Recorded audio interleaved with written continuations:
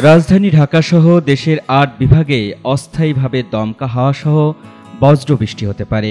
পাশাপাশি খুলনা, বরিশাল ও চট্টগ্রাম বিভাগের কোথাও কোথাও মাঝারি ধরনের ভারী থেকে অতি ভারী বর্ষণ হওয়ার সম্ভাবনা রয়েছে বলে জানিয়েছে আবহাওয়া অধিদপ্তর। রবিবার সকাল ৯টা থেকে পরবর্তী ৭২ ঘন্টার পূর্বাভাসে এ তথ্য জানানো হয়েছে। আবহাওয়াবিদ ডক্টর মোহাম্মদ ওমর ফারুক জানিয়েছেন, উত্তর পশ্চিম বঙ্গোপসাগর এবং তৎসংলগ্ন পশ্চিমবঙ্গ ও বাংলাদেশে উপকূলীয় এলাকায় অবস্থানরত নিম্নচাপটি পশ্চিম উত্তর পশ্চিম দিকে অগ্রসর হয়ে ঝাড়খণ্ড ও তৎসংলগ্ন এলাকায় অবস্থান করছে। এটি আরও পশ্চিম উত্তর পশ্চিম দিকে অগ্রসর হতে পারে। মৌসুমী বায়ুর অক্ষের বর্ধিত অংশ রাজস্থান, উত্তরপ্রদেশ, নিম্নচাপের কেন্দ্রস্থল পশ্চিমবঙ্গ, বাংলাদেশের দক্ষিণাঞ্চল হয়ে আসাম পর্যন্ত বিস্তৃত রয়েছে। মৌসুমী বায়ু বাংলাদেশের উপর সক্রিয় এবং উত্তর বঙ্গোপসাগরে প্রবল অবস্থায় রয়েছে।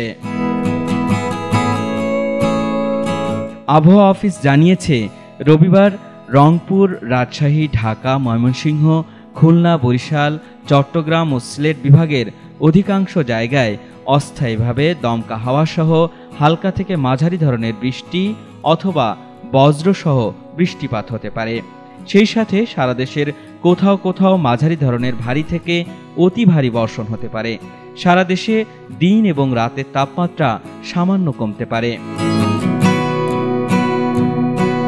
এছাড়া আগামী কয়েকদিনের আবহাওয়ার পূর্বাভাসে বলা হয়েছে, সোমবার রংপুর, রাজশাহী, ঢাকা, ময়মনসিংহ, খুলনা, বরিশাল, চট্টগ্রাম ও সিলেট বিভাগের অধিকাংশ জায়গায় অস্থায়ীভাবে দমকা হাওয়াসহ হালকা থেকে মাঝারি ধরনের বৃষ্টি অথবা বজ্রসহ বৃষ্টিপাত হতে পারে।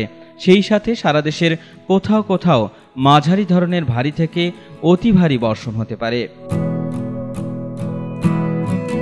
মঙ্গলবার আবহাওয়ার পূর্বাভাসে বলা হয়েছে, রংপুর, রাজশাহী, ঢাকা, ময়মনসিংহ, খুলনা, বরিশাল, চট্টগ্রাম ও সিলেট বিভাগের অনেক জায়গায় অস্থায়ীভাবে দমকা হাওয়াসহ হালকা থেকে মাঝারি ধরনের বৃষ্টি অথবা বজ্রসহ বৃষ্টিপাত হতে পারে।